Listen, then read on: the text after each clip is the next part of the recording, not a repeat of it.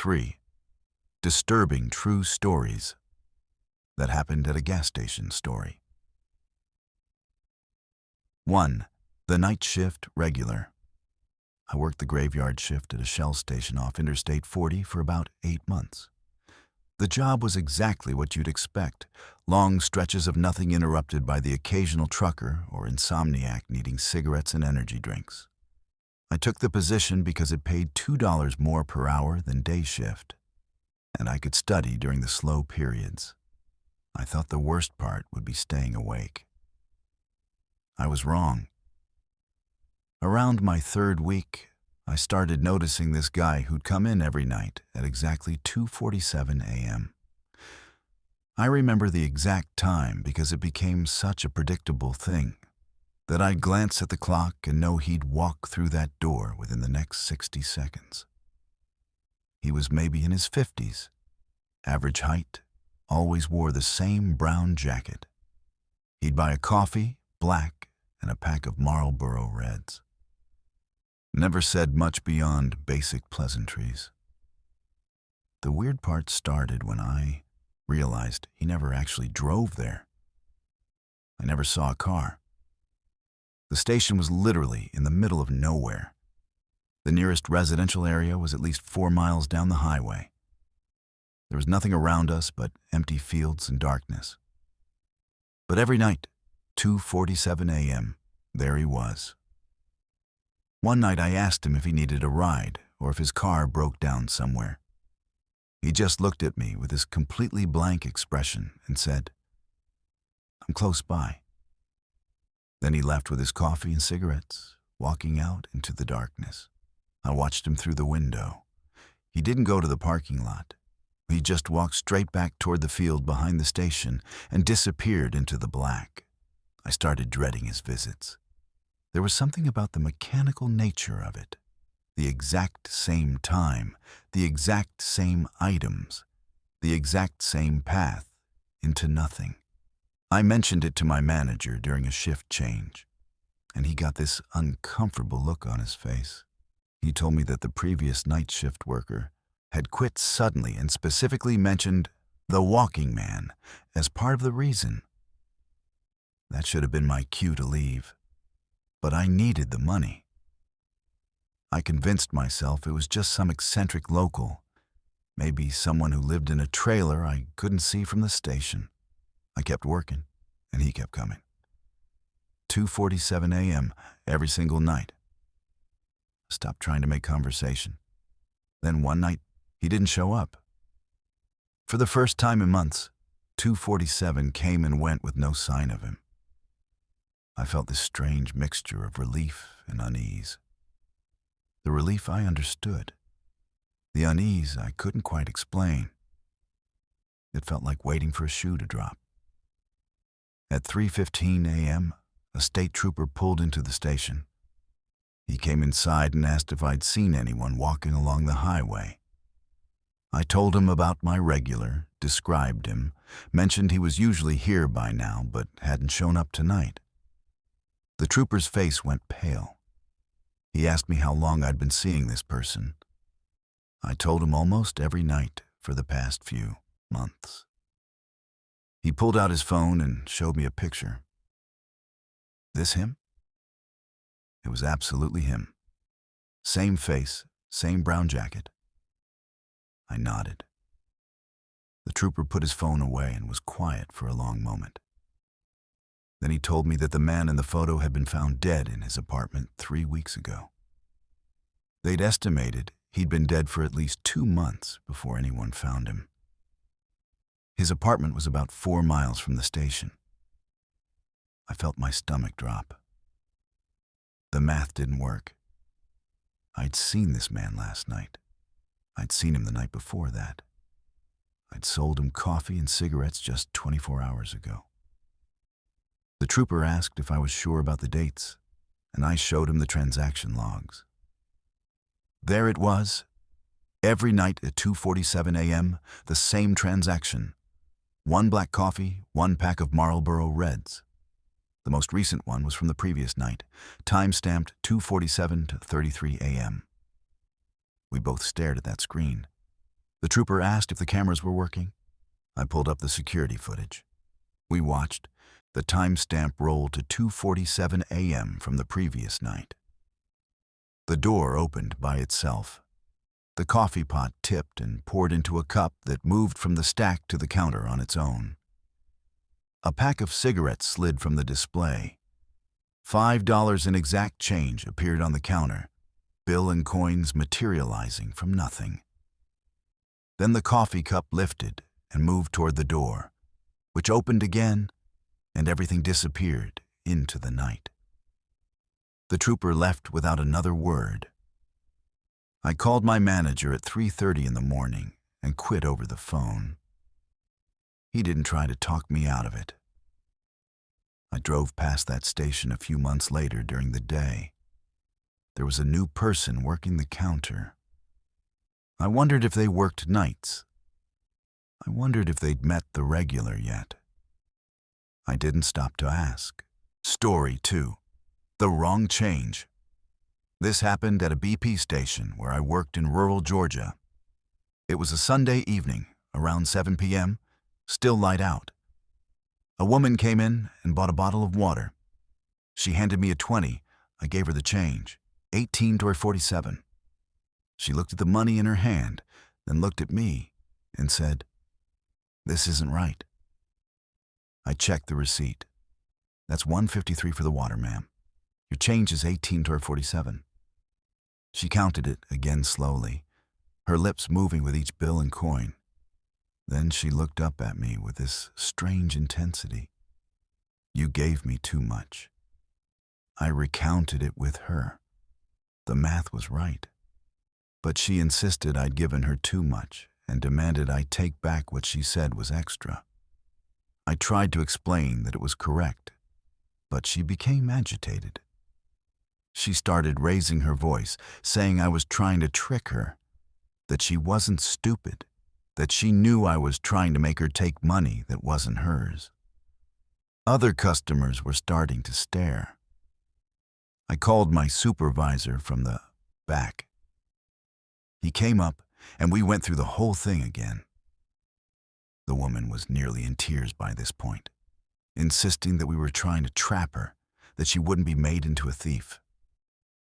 My supervisor, trying to calm her down, finally just said, "Okay, ma'am, how much change do you think you should get?" She put $10 on the counter. "This is the right amount. This is what I should get back." It made no sense. She'd paid $20 for a $1.53 bottle of water and was insisting that $10 was the correct change. But she was so distressed that my supervisor just accepted the $8.47 she was trying to give back and let her leave with her $10 and her water. She seemed relieved as she walked out. We watched her get into a Subaru in the parking lot.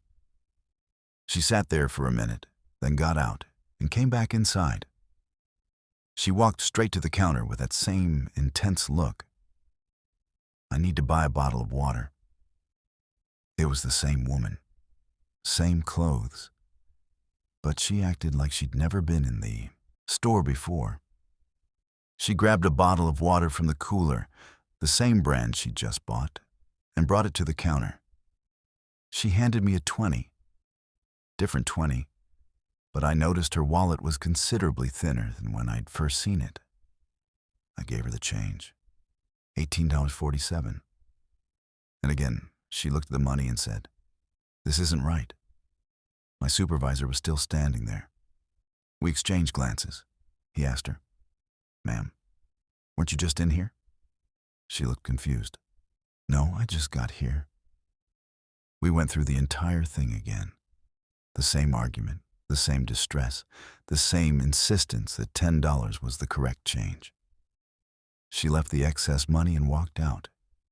We watched her get in her car and drive away. I turned to my supervisor. "What the hell was that?" He didn't have an answer. We checked the security cameras.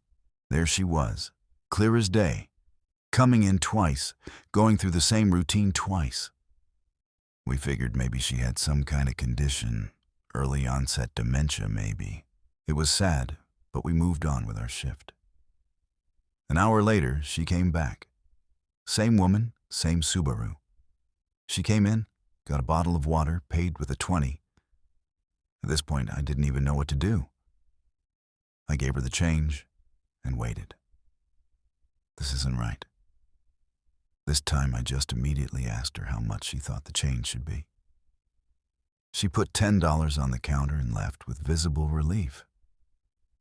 As she walked out, I noticed something. Her wallet had been thick the first time. I'd seen it clearly. The second time, it was thinner.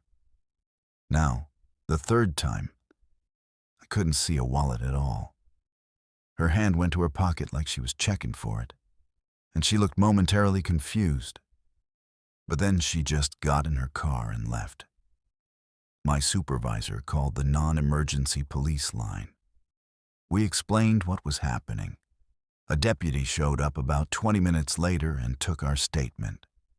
He said he'd patrol the area, keep an eye out for the Subaru. We gave him the license plate number from the security footage. The woman came back 4 more times that night. Every single time, the same routine. Bottle of water, $20 bill, insistence that $10 was the correct change. Each time, she seemed to have less money when she left. By the last visit at around 10 p.m., she paid with what looked like her last 20. When she insisted on the wrong change and left that final $8.47 on the counter, I watched her walk to her car with just $10 and a bottle of water. The deputy called us the next morning. They'd found her Subaru parked at a rest stop about 15 miles down the interstate. The woman was inside, unresponsive. She died sometime during the night. The strange part, and the reason the deputy called us, was that she had 7 unopened bottles of water in the car with her. All the same brand, and exactly $70 in $10 bills in her purse. The medical examiner ruled it a brain aneurysm. They said she'd probably been experiencing severe symptoms for hours before she died, which could explain the confusion and the repetitive behavior. But it didn't explain why she kept coming back to our specific station, or why she was so fixated on that exact wrong change, or how she managed to drive 15 miles after her last visit while apparently already dying. I still have the security footage on my phone. Sometimes I watch it late at night. 7 times she walks through that door. 7 times she goes through the same confused routine. And in every single frame, if you look carefully at her eyes, they're completely unfocused, like she wasn't really seeing anything at all. Story 3. The fuel pump. I managed an independent gas station in New Mexico for 5 years. We had 8 pumps out front, all of them modern and regularly maintained. Pump number 5 started acting up one October. Customers would report that it was running slow or that the numbers on the display were flickering. I'd call the repair company, they'd come out, find nothing wrong, and the pump would work fine for a few days. Then the complaints would start again. One evening, a customer came in looking shaken. She said she'd been using pump 5 and the nozzle had gotten stuck in her tank. She tried to pull it out, but it wouldn't budge. I went out with her to take a look. The nozzle came out immediately when I touched it. She seemed embarrassed and left quickly. I thought it was odd, but didn't dwell on it. 2 days later, a different customer reported the same thing. Pump 5, stuck nozzle. I went out, and again, it came right out for me. The customer, a middle-aged man, looked at me like I'd done a magic trick. He said he'd been pulling on it for a solid minute, and it had been locked in place. I called the repair company again. This time they sent a different technician. He spent 3 hours taking Pump 5 apart and checking every component. Everything was functioning perfectly. He seemed almost annoyed when he told me there was nothing wrong with it. That night, I was closing up around 11 p.m. I was doing my final walk around the pumps, checking that everything was secure. When I got to Pump 5, the display suddenly turned on even though nobody was using it. The numbers started scrolling rapidly, gallons and dollars climbing faster than any car could pump gas. I watched it hit 50 gallons, 100 gallons, 200 gallons. The dollar amount was in the thousands. I ran inside and hit the emergency shutoff for all the pumps. Everything went dark. When I turned them back on, Pump 5's display was back to normal, reading 0.00 and 0.0 gallons like nothing had happened. I checked the logs. There was no record of any transaction. I started paying closer attention to Pump 5.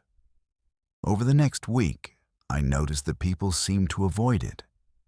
Even when all the other pumps were occupied, Pump 5 would sit empty. I mentioned this to one of my employees, and she gave me this look like she'd been waiting for me to notice.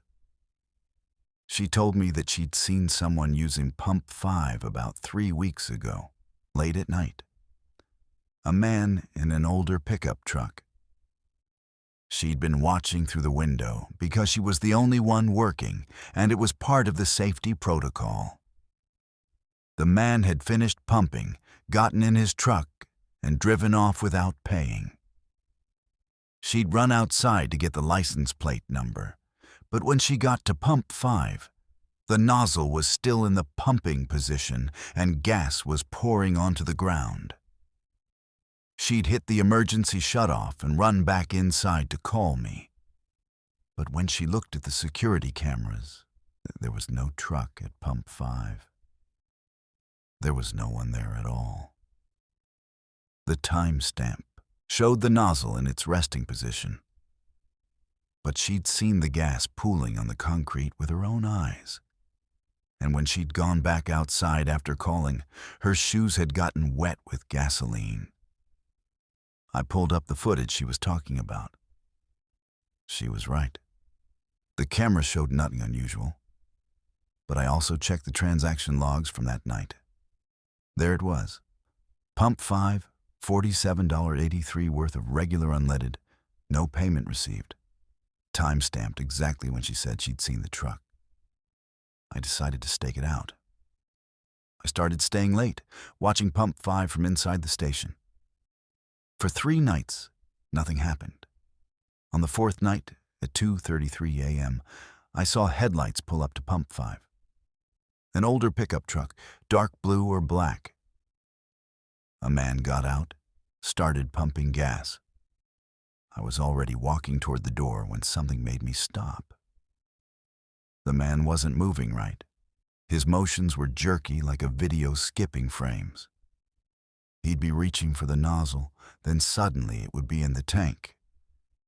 Then suddenly, he'd be standing by the driver's door. No smooth transition between positions.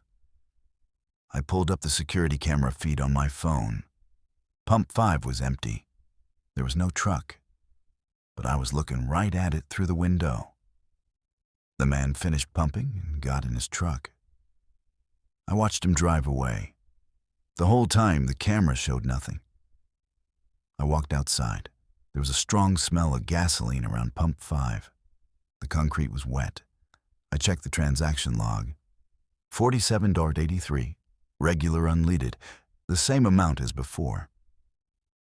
The next morning, I called the company that had installed our pumps. I asked if there was any history with Pump 5's location I should know about. After being transferred to 3 different people, I finally got someone in records who'd been with the company for decades. She put me on hold for a while, then came back and asked if I'd been experiencing any unusual activity. I told her everything. She was quiet for a long moment. Then she told me that the location where Pump 5 stood Used to be part of the service bay when the station had a different layout. 20 years ago, a mechanic had died there. Carbon monoxide poisoning. He'd been working on a truck with the engine running in an enclosed space. They'd found him the next morning, slumped over the engine of a dark blue pickup. The truck had still been running. It had pumped out exhaust all night. The gas tank had been completely full. Someone had filled it up before bringing it in for work. I had pump 5 removed entirely. Told my corporate office there was a persistent mechanical issue that wasn't worth fixing. We went down to 7 pumps. I never told them the real reason. The last strange thing happened the day the crew came to remove pump 5. They dug up the concrete pad and the underground tank connections. One of the workers called me over. They'd found something under where the pump had stood. It was a set of keys, old Ford keys on a ring with a blue rabbit's foot keychain. They were crusted with rust and dirt, like they'd been there for decades. But when one of the workers picked them up, we all heard it. Faint but unmistakable. The sound of a truck engine starting. We all looked at each other. The worker dropped the keys back into the hole. They buried everything and poured new concrete. As far as I know, those keys are still down there. We never had problems with that spot again. But sometimes, late at night, I smell gasoline near where pump 5 used to be. And occasionally, just for a second, I see headlights in my peripheral vision. When I turn to look, there's nothing there. Just empty concrete and fluorescent lights. I don't work at that station anymore, but I still drive past it sometimes. They eventually put in a new pump where number 5 used to be. I've never stopped there to fill up. I never will.